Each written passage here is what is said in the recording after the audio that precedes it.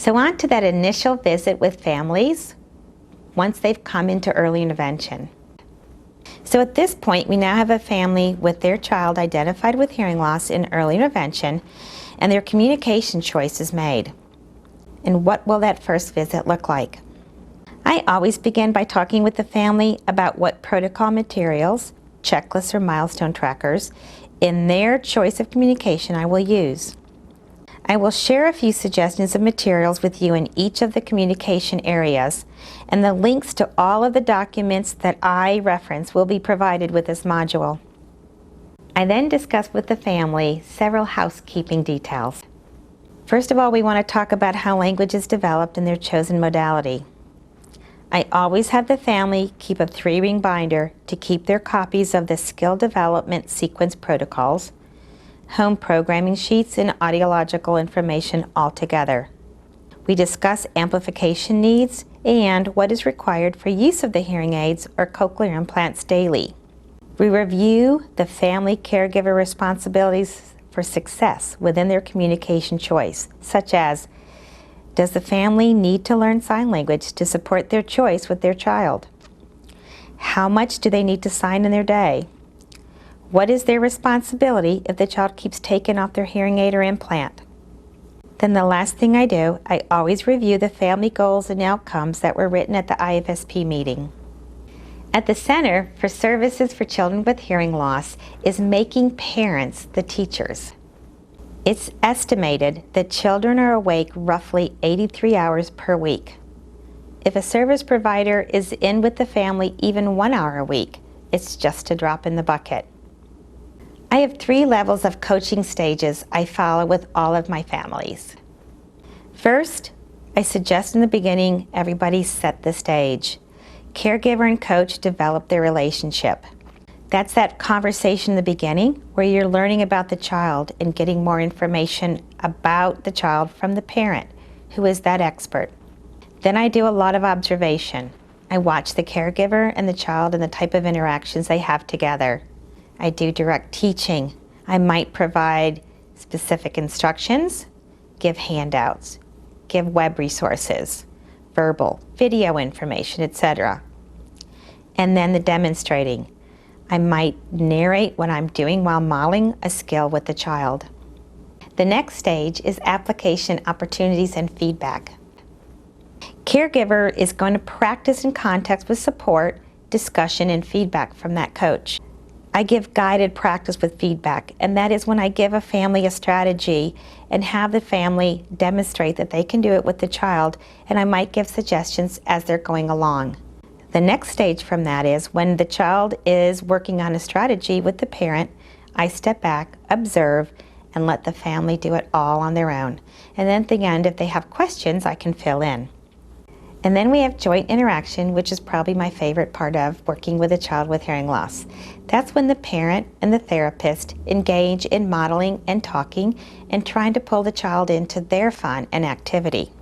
That last step is mastery, and that's when you see when the caregiver is able to generalize strategies across various settings and that they can do a lot of problem solving. Now that we have a child identified and in early intervention, let's talk about how this is going to look for service providers. For the families that have chosen ASL, or that 1/2 of the bimodal bilingual, a few things to remember.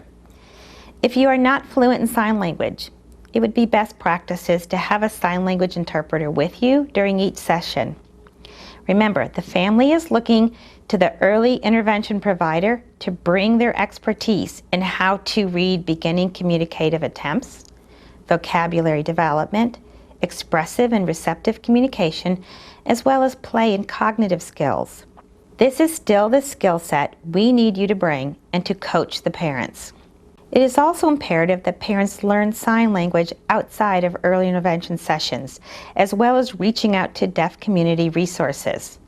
This will enable the family to increase language exposure opportunities. When the family is sent their Virginia Resource Guide after their diagnosis of hearing loss, a Virginia ASL resource pamphlet is sent along with it that has a wealth of information for families in respect to ASL classes and community resources. And a few things to remember before starting.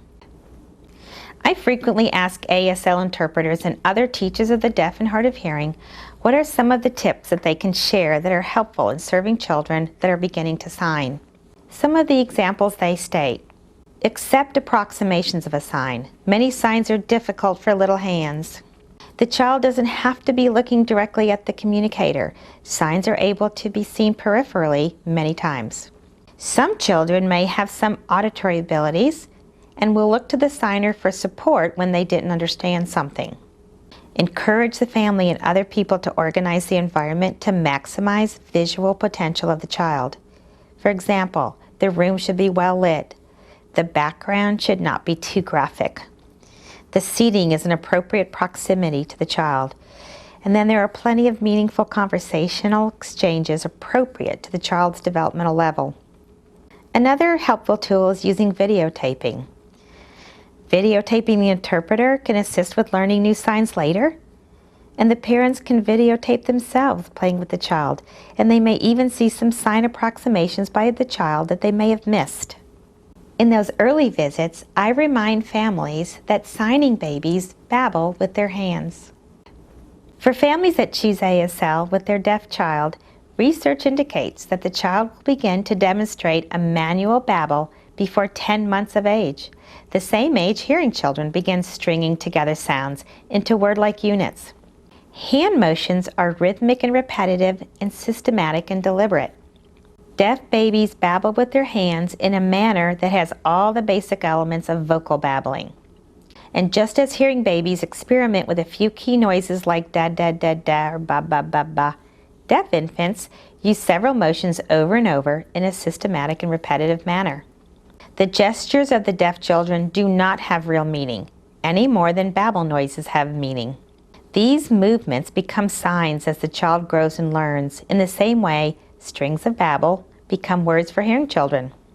Hand babbling reinforces the need for any parent that chooses ASL for their child to sign consistently with their child and always in their presence from the very early beginning. So how can a service provider in early intervention address those language and communication goals with the family that has chosen sign language? In early intervention, we are a family-centered practice, so we are going to address the family goals in somewhat the same way we are for all our other children, through routine-based family activities in the child's natural environment. Picking up toys, labeling the toy items, wiping our tray, putting on socks and shoes, or feeding the family pet. Some of the things we might do is during snack or meal time, we can name snack foods or make the choice of 2 items for lunch and label. As with children without a hearing loss, we may start off with pointing to the food, saying please or more, labeling in 1 word and then expanding to 2 words and so on. We are going to follow this same pattern, only using a sign base through an interpreter when needed. We may play with a favorite toy, push the cart, the doggy is soft, or pretend play with a baby doll. Following play sequences using related vocabulary and adding in expressive body movements and reactions. You can read a book, which we'll talk about more. Sing a song. I pick a family favorite and adapt with signs with the interpreter's help. I always have families complete a home programming sheet to address carryover in between sessions. I have one I will show you a bit later, but any paper to go into the family notebook so they can refer to what signs were covered, what concepts, songs, and books, so the whole family can focus on until the next visit. Parents frequently ask me what signs they should start concentrating on, and that really is a family-driven decision. Usually eat or more, which may get them, of course, more of something. Sometimes it's used to ask for food. Drink is another good sign, so they can get a need met. All done helps them communicate, I am done, or I want to stop, or don't touch, it's mine, and it has many other meanings. For a favorite animal, cows, dogs, cats, all rank up there as early signs based on books that the child is exposed to, or if the family has a pet. And then the favorite toy or object today is frequently the parent's phone, but maybe a train, car, baby, or a ball. I focus on signs as early as possible. Between 6 to 12 months of age, deaf children will use manual jargon and then they will communicate with gestures such as pulling and pointing. On average, deaf children may sign their first word about 8 months of age. By 12 months of age, they may have up to 10 or more signs. So let's talk a little bit about literacy and why that is very important with working with a child using sign language. If you use only one therapy material, I always say grab a book. You can get one in the home. Bring in book donations to leave with the family or meet at the library. Using books and encouraging families to use books often in their day is one of the best ways to incorporate language into a child's day. Sign the story, giving it meaning, and be sure to include finger spelling as needed. Children need to see the pictures, the text, and your signs, so linger on the page a bit. Elaborate on the story when possible, but also build suspense with inferential questions before you turn the page, such as, what do you think will happen next to the bear? Be dramatic, play with signs, and exaggerate facial expressions to show different characters. Connect concepts in the story to the real world. Relate the characters to real events, such as remind them that they also went to the park with Daddy. And of course, let the child pick out the book. And most important, give leading questions and not always put the child in the hot seat. In our quest to get children to let us know they understand what we have taught, we tend to quiz them. Every time we read, pointing to numerous objects and asking, "What's that?" repeatedly. Instead, use a repetitive phrase, leaving off the last word. Twinkle, twinkle, little. Or point to the shoes on a boy and start the sentence with "the boy has," and wait for the child to label. So how can we assess the progress a child is making when learning sign language with their family? Let's talk about a few ways to assess the progress a child is making in early intervention in meeting developmental milestones and family goals in respect to ASL. One of my favorite resources is My Smart Hands at mysmarthands.com. It provides a chart for American Sign Language ASL milestones for deaf children that is available online. This is a helpful chart as it lists ASL milestones, but then also has suggestions for parents and professionals on how to address skills. I have a sample at the top of the page here. You can see birth to 3 months. Some of the skills are they look around with alertness. Do they look attentively at a person's face? Do they play with their hands and fingers and enjoy hand plays, that hand babble we talked about? This also gives you some great suggestions. Acknowledge and expand hand babbling by repeating it. Look for first signs and repeat and expand on what the child signs. At 12 to 18 months, a few of the skills are that they begin to combine ASL words into 2 sign sentences, such as eat more or ouch fall, that they can point and consign some letters of the alphabet, and that they use up to 40 signs, but that they understand many more. Suggestions to the providers and the families would be, sign with your baby to say what you are doing when you feed, bathe, and dress him or her. Hold your baby while using body rhythm or body movement. This is also a great resource for even writing goals and outcomes with the families at the ASP. Another great tool to assess ASL progress is the Visual Communication and Sign Language Checklist. This is a standardized comprehensive checklist used to assist in tracking a young child's sign language development from birth to 5. This resource is ordered through the above website, and there is a fee for this product. To give you some idea how this checklist works, for number 1, where it says the child looks in the direction to which the signer is pointing, the range can be anywhere from 4 months emerging to hopefully mastery by 10 months of age, according to the norms. They determine that mastery is when 75% of the children normed using ASL have mastered this skill. Most items have ranges of 3 to 5 months between the 25th percentile and the 75th percentiles. Hand babbling has the same range, as starting at 4 months of age for 25% of the population, and then it's typically mastered by 75% of the population by 10 months of age. If you see joint referencing down the list a little bit there, it has a range of emerging at 5 months of age to mastery again, typically at 10 months of age, by that 75% of the population that was normed. Here's another quick reference to the ASL stages of development. This is a quick reference for families to use with their child as it gives a broad skill set up to 5 years of age. The nice piece about this chart that I like is that it's for early intervention providers. The first 2 columns are covered birth to 3. Again, if the family or the professional needs help with goals for the family during the ASP, this is another resource for families to look back at progress or use as a guide for their next goals. It's great. Your buckle is great. What's good? What's good? All done eating? Yeah. Do you want to spell your name? What's this? What's this? What's this? What's this? Dylan. D-Y-L-A-N. I heard that. What does that spell? What does that spell? Dylan. Come. Dylan, can you say, oh dear? Oh dear. Oh dear. What's your name?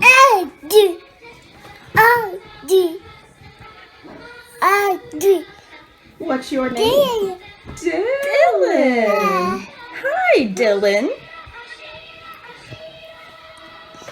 What's your name?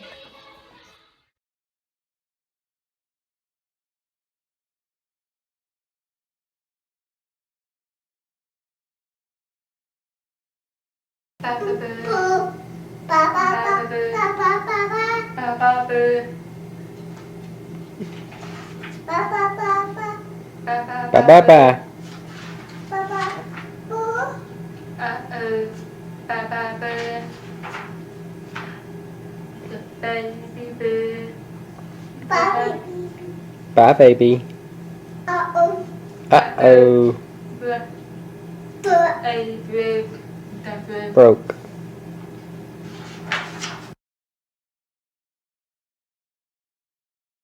Mom parked the stroller near the wave pool, which was so crowded you could barely even see the water. After we put on our sunscreen and found a place to sit, I felt a few raindrops, and then I heard thunder. Then an announcement came over the loudspeaker.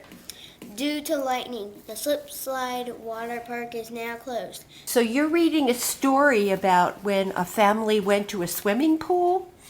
Yeah. Why do you think that they had to leave? Because that it says due to lightning. To the pay.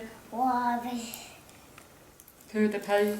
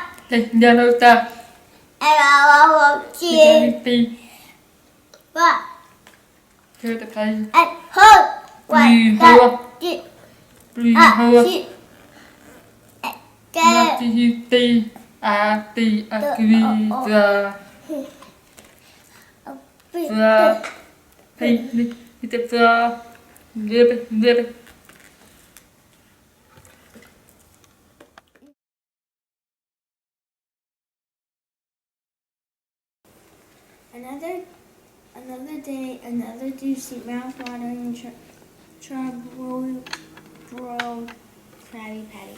No one was such a sight would make SpongeBob SquarePants being fried. Today, all you could do was sigh as he gazed out at the same old patties cooking on top of the same greasy old grill.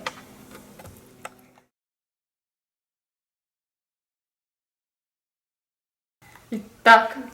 I got it. With your cuba. With the back.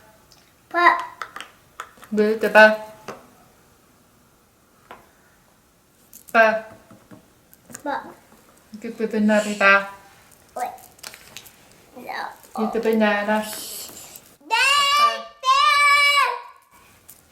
With the basher. With the basher. No, not here.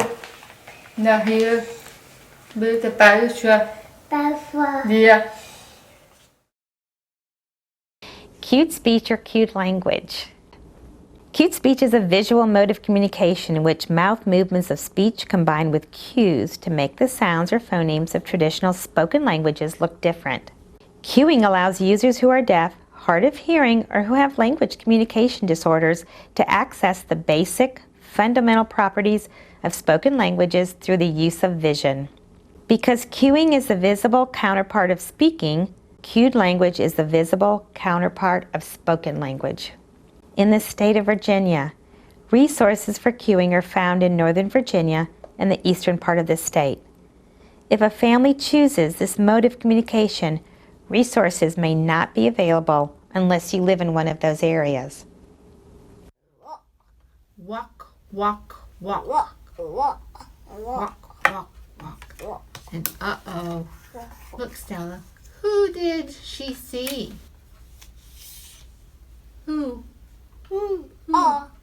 Woof. Put your hand out so I can see your mouth. Woof. Woof. Do it again. Woof.